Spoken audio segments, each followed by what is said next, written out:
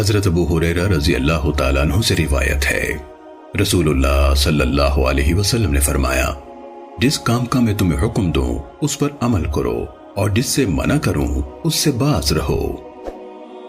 سنن ابن ماجہ حدیث نمبر 1۔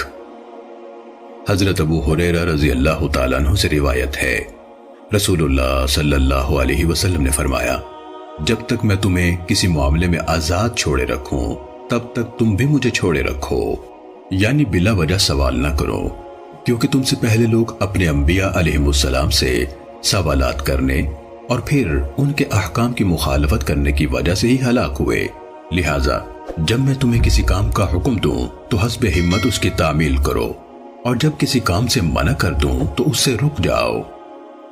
سنن ابن ماجہ حدیث نمبر 2۔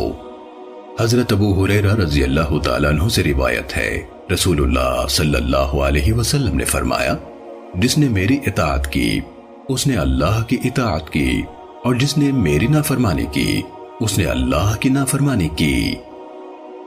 سنن ابن ماجہ حدیث نمبر 3۔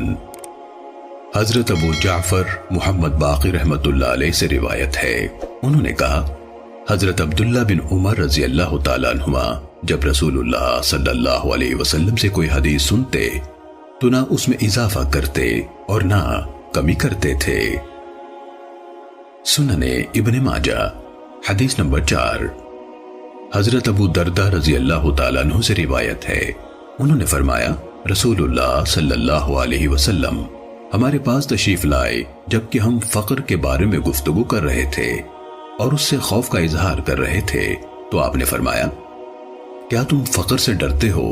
قسم اس ذات کی جس کے ہاتھ میں میری جان ہے، تم پر دنیا اتنی زیادہ برسا دی جائے گی حتیٰ کہ کسی کے دل کو اس کے سوا کوئی چیز مائل نہیں کرے گی، یعنی ہر شخص اس کی طرف متوجہ ہو جائے گا۔